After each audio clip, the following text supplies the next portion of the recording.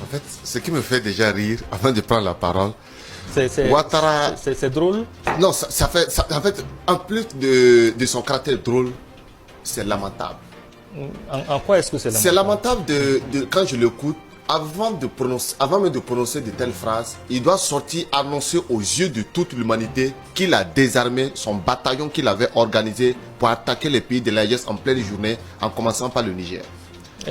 Avant d'apporter une quelconque aide aux pays de l'AES, il doit d'abord livrer tous ceux qui planifient les opérations de déstabilisation contre le Burkina Faso et contre l'AES de façon générale.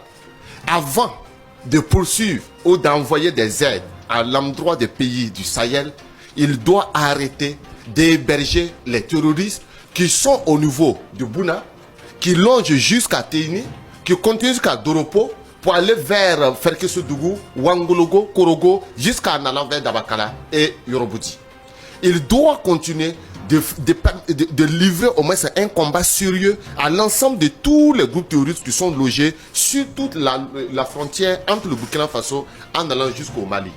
Donc, avant de prononcer une quelconque aide à l'endroit des pays de l'AES, il doit démentir d'abord tout ce qui a été saisi comme élément palpable de déstabilisation contre le Burkina Faso, dont parfois nos services secrets, nos services de renseignement, et à plusieurs reprises, le ministre de la Sécurité est sorti, il a fait cas. Il n'y a pas d'aide des pays comme la Côte d'Ivoire, actuellement avec Alassane Ouattara, vers les pays de l'AES. Il y a des tentatives de déstabilisation.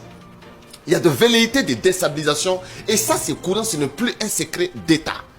C'est devenu une réalité, et son ministre de la Défense a toujours revendiqué cela et ne se cache même plus pour le faire. Alors, donc c'est pour vous dire que cela me fait rire, qu'il désarme d'abord le bataillon qu'il a monté pour pouvoir nous